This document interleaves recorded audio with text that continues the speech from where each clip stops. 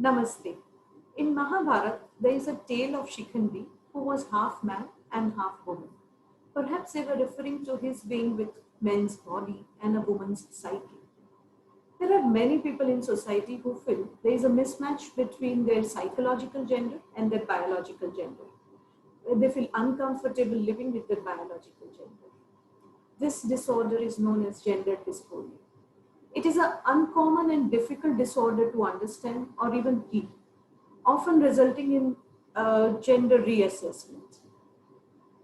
We will discuss today gender dysphoria with our psychoanalysis consultant, Mr. Himanshu Vaidya. Namaste, sir.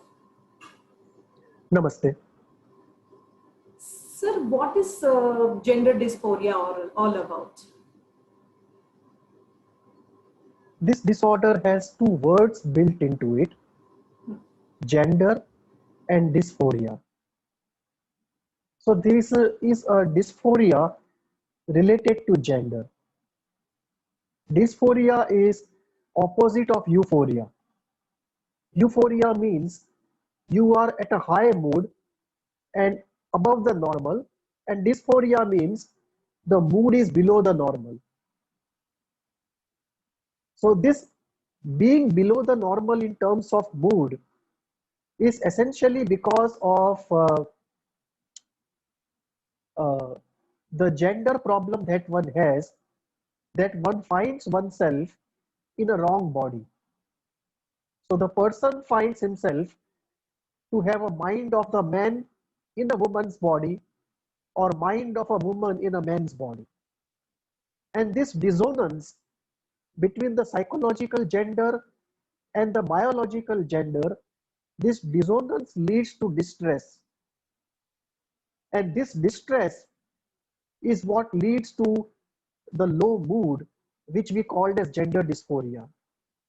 So this is a disorder which is because of the gender dissonance within the person, and this is not just about feeling depressed as a regular depression. This is because of a very particular event of the gender dissonance, and therefore has unique characteristics of its own.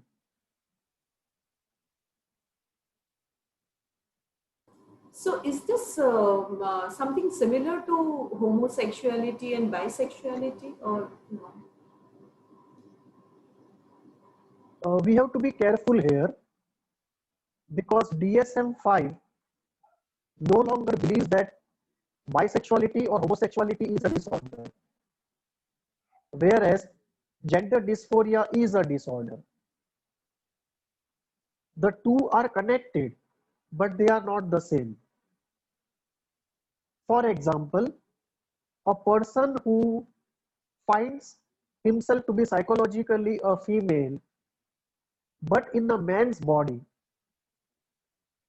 he, because of that part, can have choices like he may undergo sex reassignment surgery and become a woman, or he may start doing things like a woman without undergoing a surgery, or he may start behaving like a woman in relation to other men and therefore practice homosexuality. So it is not necessary that every person with gender dysphoria will end up as a bisexual or a homosexual, although some of them can take that road. Secondly, it is very important to note the three things here.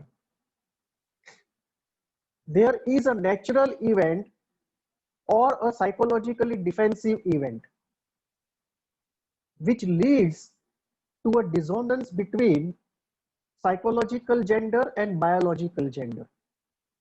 It may be natural, or it may be because of some psychological defensive action. This is the first event. This leads to certain characteristics which are not in conformity with social expectations. And this in turn leads to dysphoria. So we have a three-step process. Step one may be natural, or as a result of defensive action. Step 2 is non-conformity and consequences which flow socially because of step 1, that the person may be male but have very female preferences.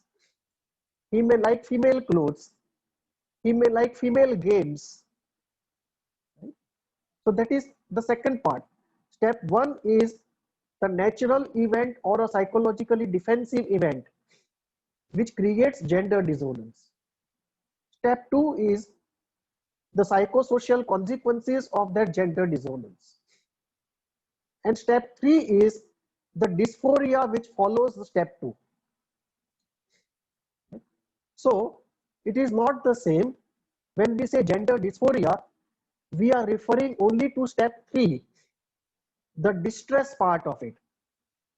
So we are calling the distress as a disease, as a disorder. We are not calling the original event, right? Or the preferences arising out of that event as a disorder. We think they are natural or defensive, but largely they fall in the domain of the freedom of the individual and his personal choice.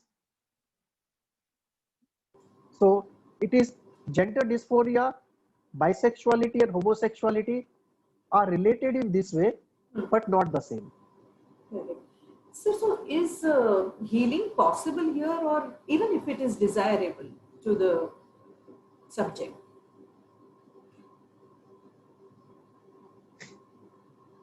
So what we are trying to heal here is the dysphoria, not the original event or the consequences of that event. The original event, which may be natural or defensive, leading to gender dissonance, consequences of that in terms of personal preference and social problems, and dysphoria are three different things. When we say we will heal something, we are referring only to distress and dysphoria. We are not referring to the preceding two events. That is one part. Second part is it desirable? That completely is upon the individual. He is the person who is going to make the choices. Most cases, it is desirable because the distress is too high and one finds oneself in a situation where the external society, including the family, is not going to change easily to accommodate him. And the biases in the society are for real. The value system of the society is for real. And therefore, one finds oneself in a socially conflictual situation without much control over that situation. So, it is definitely desirable that we should heal dysphoria without any doubt. And with respect to the first two events, we should investigate if it is a defensive action. And if it is a defensive action, we should try to heal it and then leave it to the person to make a free choice, free of the defensive action and the pathology. And if it is natural, then we get into the whole mode of acceptance, building up the strength, and planning one's future. So it is both necessary and desirable to heal dysphoria, and also necessary and desirable to probe in depth if or not it's a defensive action, and correspondingly take the person down the route of self-healing and building strength of one's own. So, sir, is there work that psychoanalysis can do on this patient, on a patient, and is gender reassessment the only way out?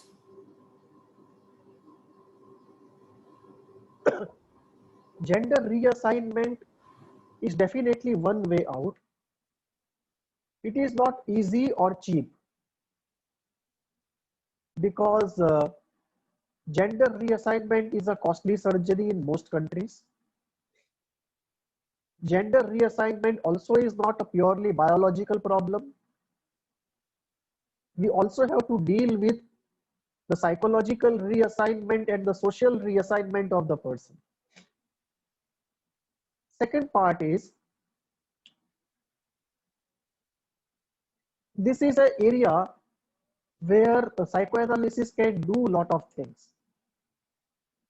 First is acceptance. Whatever there is there. That itself is a very big area. Then comes exploration, processing, and then comes catharsis. But most importantly, we are here in an area where we have extreme social views. 50 years back, the social view was this is a disease. The gender dissonance is a disease. And it was highly stigmatized. The stigma still continues to some extent, but now we view more of it as a natural event or a personal choice rather than a sickness. However, what has happened in the process is the pendulum has moved from one extreme to the other. Today, it has become politically incorrect to say that gender dissonance can be because of defensive psychological action and not natural. And this is an area where psychoanalysis can do a lot of work. That we should be able to investigate whether the gender dissonance is natural or defensive. If it is natural, then there is a different kind of supportive work to be done. And if it is defensive, then we have to do the classical interpretative work, because let us say because of the Oedipal problem, the person does not want to accept his own gender. So what happens is he tries to become something he is not, because what he is leads him to face the Oedipal situation which he does not want to face. So if because of the Oedipal fear, if because of the fear of merger with the woman's body, a man does not want to exercise his masculinity, in such a situation, it is necessary to first do defensive work, free the man from the defensive action, and then allow him to make whatever choices he wants to. So it is not that all gender dissonance is natural.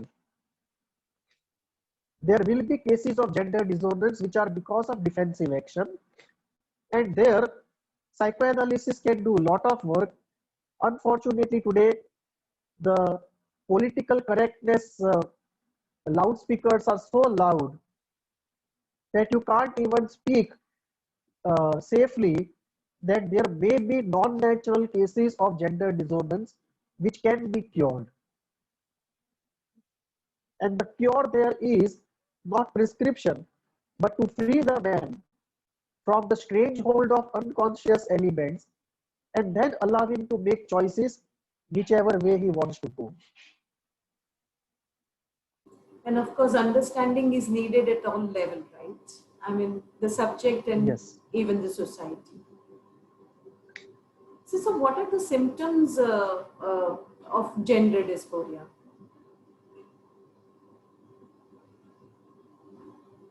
The symptoms are, one feels that one is not in the right body. One develops liking which are associated socially with the other gender. Like if it is a small child, he would like to play with toys with which small girls are playing. Or if there is a teenage girl, then instead of going in for more of the cosmetics or dresses or activities which girls of her age go for, she may like to ride bikes like teenage boys. So one is dissonance with one's own body, desire to have body of another gender, preferences for activities associated with the other gender, anger towards activities or material elements associated with one's own gender,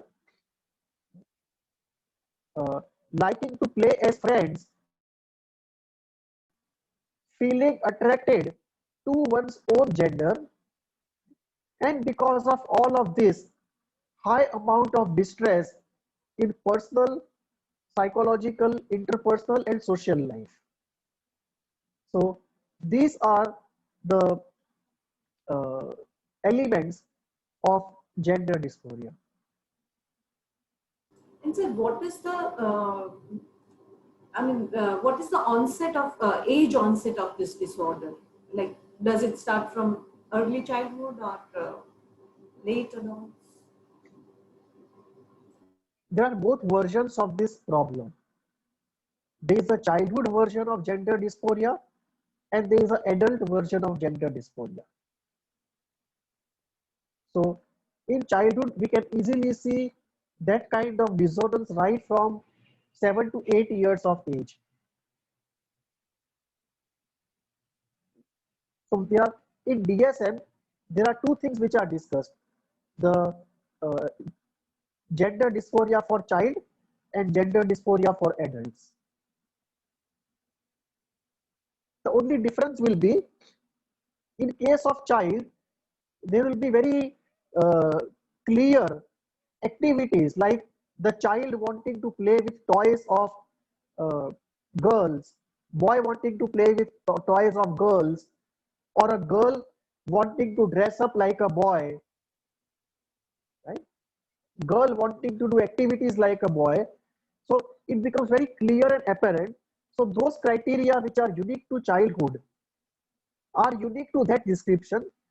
Otherwise, most of the things like not feeling right in one's body, liking the garments and attire of the other gender, finding oneself more at home in terms of friends with the other gender, often getting attracted to people of the same gender, hating those symbols which represent one's biological gender. Those things are common across childhood and adult age. Sir, I have always, I have at times seen, certain boys, they prefer colors like, generally what are supposed to be girls' color, like a color pink or the such softer color. So that is not a severe level of gender dysphoria, right? So how do we differentiate what is the, No, between the severity? yeah. So the key here is acceptance and non-acceptance, comfort and discomfort with the two elements. What you are referring to are unique choices, right? And if you stretch the argument, right, you can also go towards men being slightly more feminine, masculine. So you can easily have a case where man is slightly feminine but does not have any dysphoria. Woman is slightly masculine but does not have any dysphoria. Right? So what we are looking at is unique choices and the proportion of masculinity and femininity, but it does not lead to gender dissonance. So the masculine woman or the feminine man does not feel he is in the wrong body. So there is no dissonance between the psychological gender and the biological gender, although Hmm. in psychological terms, the contra-gender element, Hmm. right, the feminine in men and the masculine in women, is slightly stronger. So then, what is psychoanalytic explanation of the causation of this particular disorder? This is very, very deep because one way to explain is it to say it is constitutional. But when we use the word constitution, we are only replacing one unknown by the other. It does not give a positive explanation of the phenomenon. So if you want to know it from a psychoanalytic point of view, there are two ways of understanding this problem. One is the concept of masculinity and femininity, and the second is the classical psychoanalytic phenomena and the defensive actions involved therein. Let us take the first one. Let us say, in case of natural gender dissonance, dysphoria happens because of natural gender dissonance. So let us first understand why the natural dissonance occurs. So we take the ground of feminine and masculine in man and woman, the yin and yang of uh, Chinese philosophy, or the Shiva and Shakti of the Indian philosophy. So we would say masculinity and femininity is present in both man and woman. In man, masculinity will be higher. In woman, femininity will be higher compared to whatever other gender they have. So if you put on a 10-point scale, if a man has masculinity at 7 and femininity at 5, it would be a classical heterosexual constitution. If, let us say, you have a situation where masculinity is at 8 and femininity is at 7, it is classical heterosexual but with very high degree of femininity. So two important things are here. One, the absolute amount of the contra psychological gender, meaning if you're talking of a man, then what is the absolute amount of femininity, and second, relative component, what is the difference between masculinity and femininity. So let us say you have two men. One man has 8 and 7, 8 masculinity, 7 femininity. Femininity is less than masculinity but still of a very high order. Second person, he has masculinity at 8 and femininity at 4. And the third person, femininity at 7 and masculinity at 5. Now, how will these combinations evolve in terms of gender sexual orientation?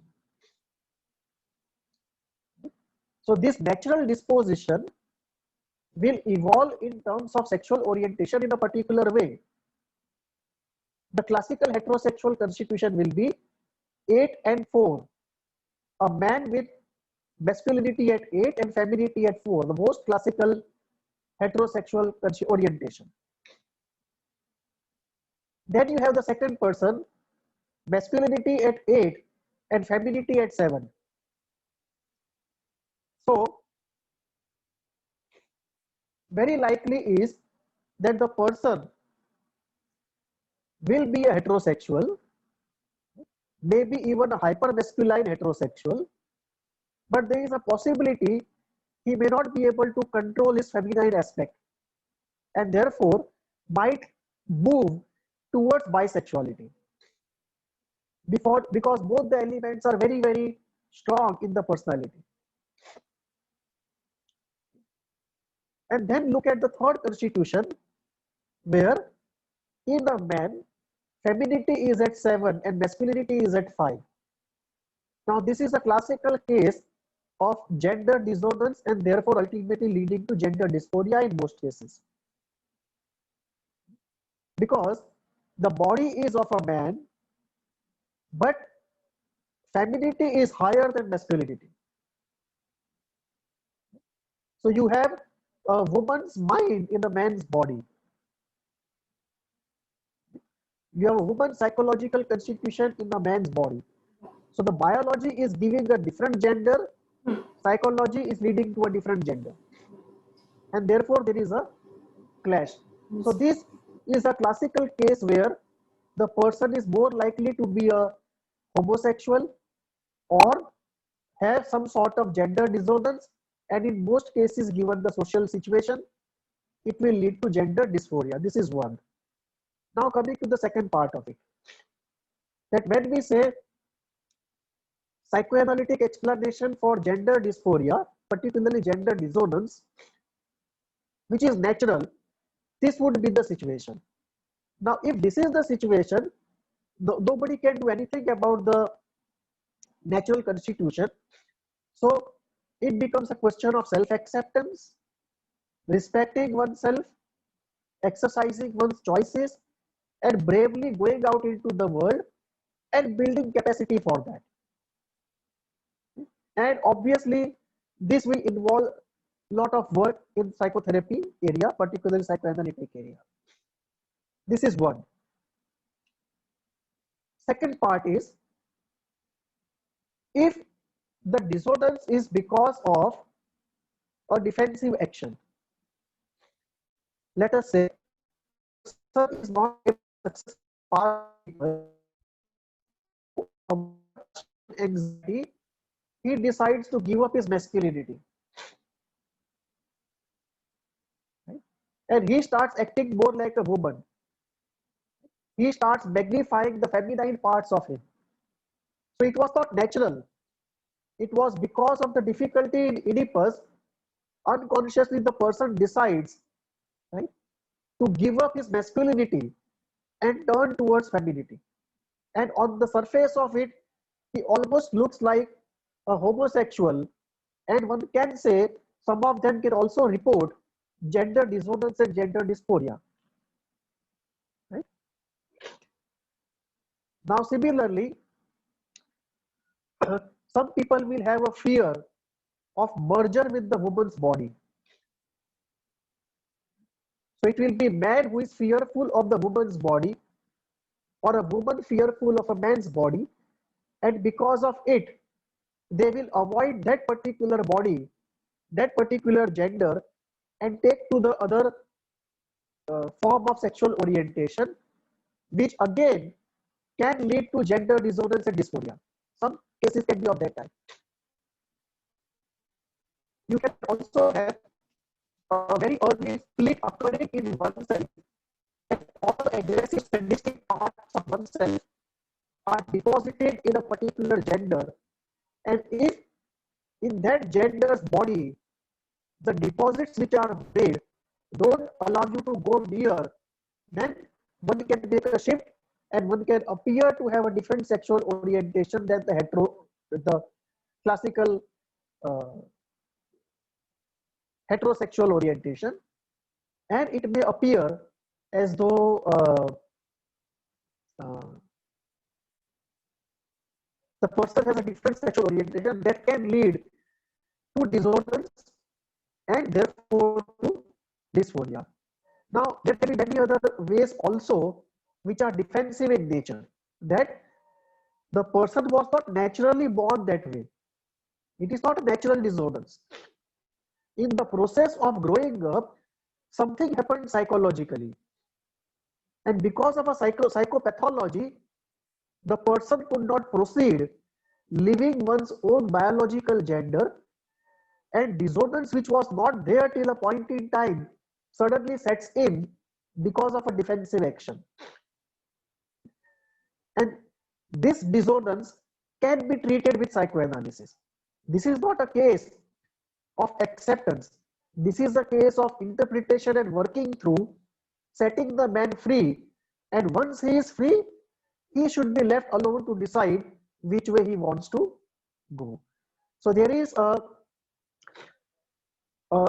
Kleinian explanation, a Freudian explanation, a Kleinian merger explanation. Right? There can be an object loss explanation, that a boy child may have intense pain of abandonment with the mother and therefore decide not to get attached to women in life. Right? And some of them may start looking more like homosexuals. They may start getting attracted or develop this orientation, and after that the dissonance, after that the dysphoria. Okay? So this is where it is, but most cases that we will find will be of natural dissonance. Very few will have kind of defensive uh, dissonance. You can have a lot of people with uh, non-heterosexual orientation because of defensive action, but most of them are comfortable. They don't feel that kind of dissonance to really change their bodies. So you will have uh, natural events which are responsible, some defensive events which are responsible. The rule of thumb is wherever the person feels he is in the wrong body, that dissonance is distressful, that is where we intervene, right? And the intervention can be supportive through the process of acceptance and strength building, or it can be interpretative to set the person free so he can choose. So then, psychoanalysis, how does it proceed in healing of this disorder? So, in the first case of natural orientation, right, the dissonance because of natural causes, the line of approach is this: we have to start with acceptance that there is a conflictual situation outside of one's control, right? So there has to be an acceptance, number one.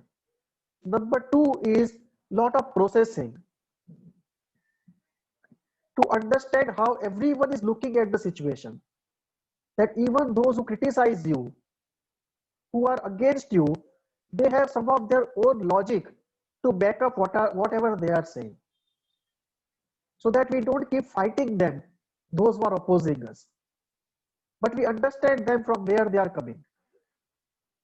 So understanding and processing is number two. Number three is catharsis, because by the time the person has reached the therapist, he would have suffered in many ways. Because the whole idea is loaded with stigma, so he would have suffered intense shame, intense guilt, very high amount of pain, anxiety, and so on. So all that is built up has to be released. So catharsis is this. Unconditional acceptance is very important, because the person will confess things which he cannot confess anywhere else, and that unconditional acceptance is very important to him. And lastly, capacity building to live a life of struggle and often of discrimination in the situation that he is. So these are the 5 informing goals, and the best way is to have twice a week for 1 to 2 years, starting with a cohesion approach, if possible, right? And in between use the ISTDP approach and the narrative approach and the CBT approach, some tools of the CBT approach as you go along, right? So this is how one can look at the psychoanalytic psychotherapy using certain tools of some other schools, but within psychoanalysis, the cohesion approach is the best for the first part. Now coming to the second part, what happens when the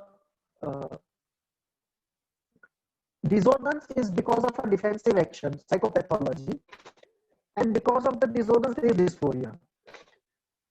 Then we start with the cohesion approach and then get into whatever is the phenomena at work.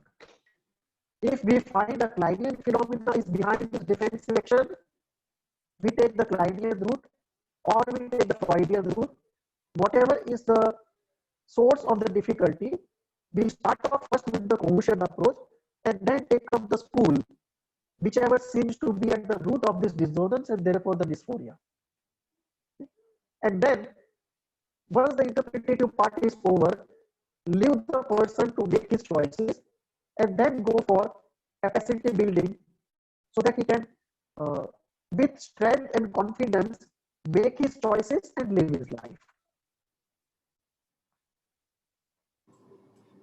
And so, how about holistic healing? Does that have a role to play here in healing? Yes, yes.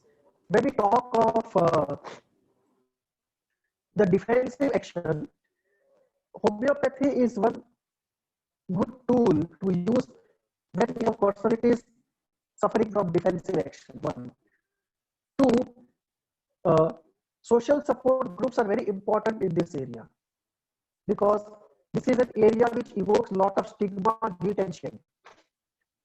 So, social support groups are very important. Three, issues like Reiki or pranic healing, right, which can help in catharsis or removing of the pent up emotions. They are very important. Fourth, uh, certain exercises which are for integration of the masculine and the feminine, which are very vividly described in yoga, in tantra, and other Eastern disciplines. They are very important for integration of the masculine and the feminine in oneself. And five, there are certain yogic practices which also help in integration of the uh, the masculine and the feminine, the two parts of the personality. So all these holistic healing elements, if properly uh, used to complement the central work of psychotherapy, Mhm.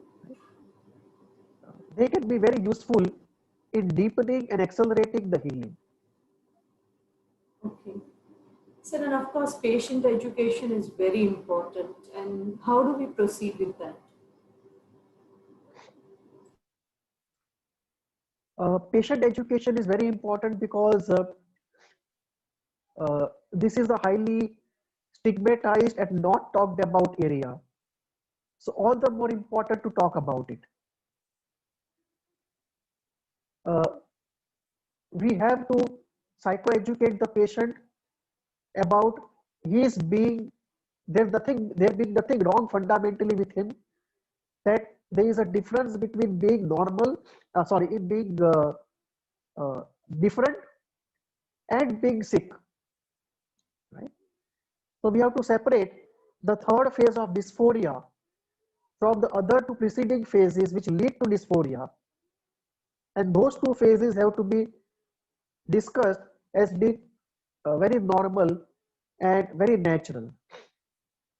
Second, the person has to be taught, and not taught, but has to be enabled by discussion so that he finds his own support groups, which may be like him, people like him, or people who support a more accommodative, more liberal kind of values. Second. Third, uh, the person has to be uh, encouraged to find his own way in occupation because this problem also gets into occupation. And fourth, the person has to be enabled to make it clear to the family and society because at times the person may not want to marry and may be forced into it. Right?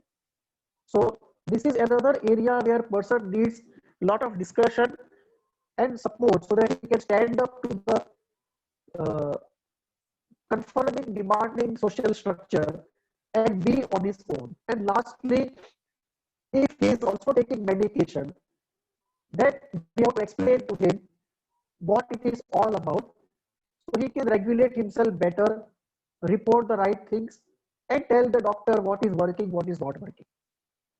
So these are the areas where uh, psychoeducation is very important, and the holistic healing techniques that I was referring to, right, they have to be explained to him so he can access those uh, holistic healing techniques and social groups.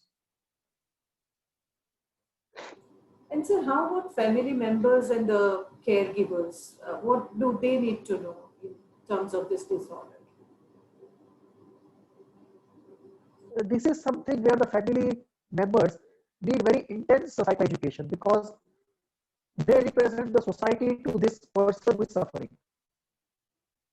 And often family members are the first persecutors. So on behalf of the society, out of the fear of the society, the family members unfortunately become the first persecutors. So a lot of psychoeducation has to go so that, to the extent possible, family members can stop being persecutors and being more accommodative and accepting. This itself is 25% of the solution of the problem. If family members stop persecuting and start accepting, 25% of the problem is solved. Second,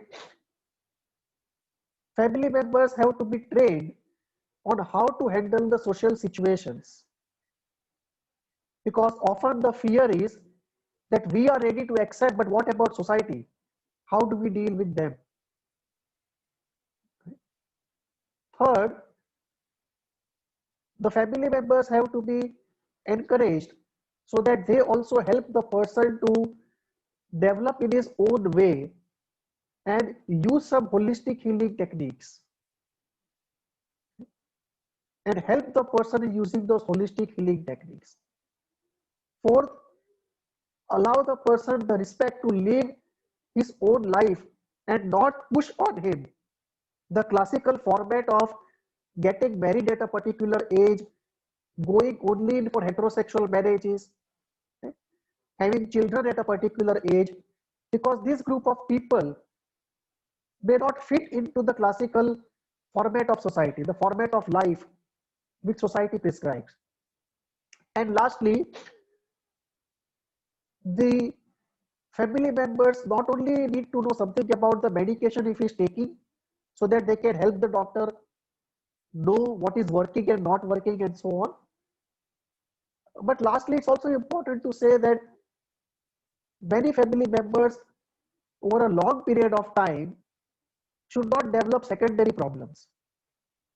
They should not keep fighting with the person and end up developing some mild problems themselves. This is not a situation like schizophrenia or OC, where or bipolar, where the family member will develop a secondary depression of a strong type. No. Whatever the family members develop will be mild, but that also can be avoided if, because of psychoeducation, you can make the minds more free and more accepting to avoid the secondary problems. Sir, something related but not totally related. So when you say yin yang, how different it is from anima and animus?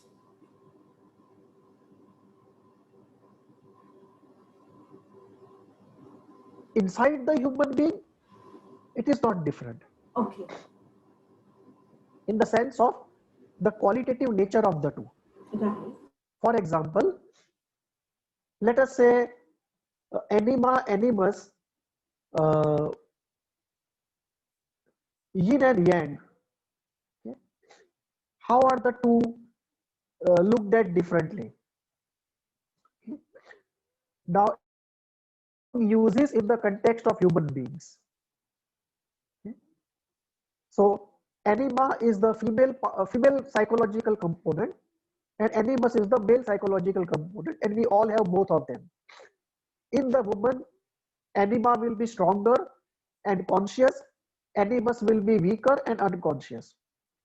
In the man, animus will be stronger and conscious, anima will be weaker and unconscious, and whatever is unconscious, right, that gets projected outside in different ways, and whatever is unconscious we seek outside, because integration, because it is not possible inside, we want integration outside,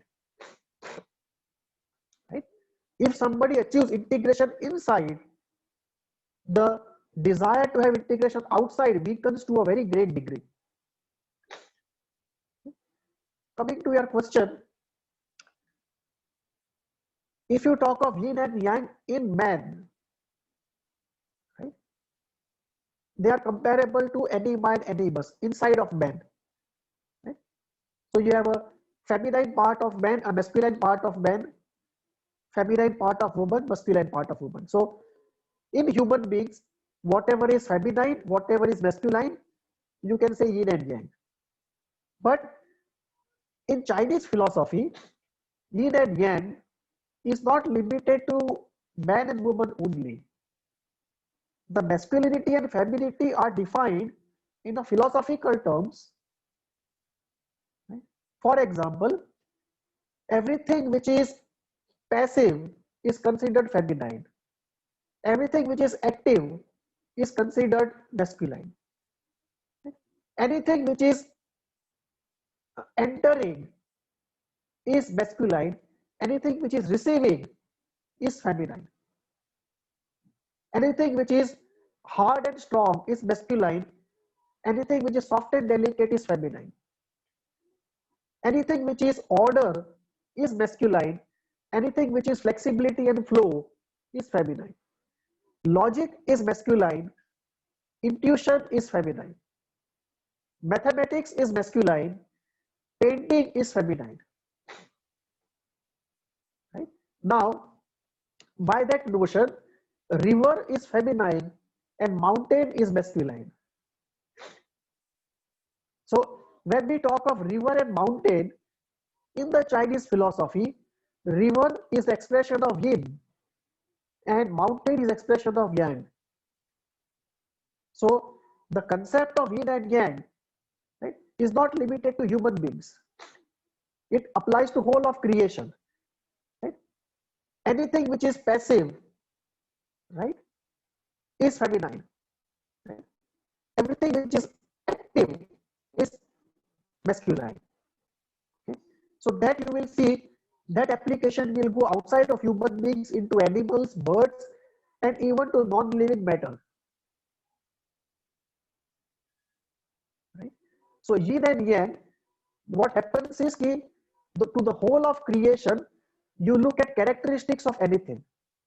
Characteristics like activity, passivity, protrusion or reception, active or passive, strong or delicate, right? Orderly or flexible, and based upon these characteristics, you classify things into feminine or masculine. So Jung's anima and animus is one particular application of yin and yang to the human system. Whereas yin and yang per se, right, are applicable to the whole of creation in a philosophical sense. And in the Indian sense, when we talk of Shiva and Shakti, which were the original concepts from which yin and yang themselves came out in Tibet, the original Shiva and Shakti principle that does not only look at what yin and yang looks at, but one more thing, and that is the transcendental ground of creation and all that is created. So being and becoming, all that is becoming is yin and yang. What is masculine? Yin is masculine or yang is masculine? Yang. Yang. Yeah. So yeah. So the Shiva is the masculine part, the yang, which is the ground of creation, which is absolute stability and absolute transcendence, absolute non-involvement, and yet absolute power and the ground of being. Whereas all that is proceeding from it, the whole creation, all becoming, is the yin. So the first manifestation of yin and yang in Shiva and Shakti concept is right at the beginning of creation. Right? And human beings come much, much later. Okay? So that is how we differentiate the anima and animus, yin and yang, and Shiva and Shakti. Maybe we should take it up in another session, sir. Yes. But as always, it was a pleasure talking to you, sir. Especially this very untalked subject of gender dysphoria. And thank you very much for sharing your knowledge with us. Friends, we have covered today gender dysphoria. In our subsequent videos, we will be covering other disorders from the DSM-5 series. Do watch our coming videos and write to us at hvindia@gmail.com. Thank you. Namaste. Namaste.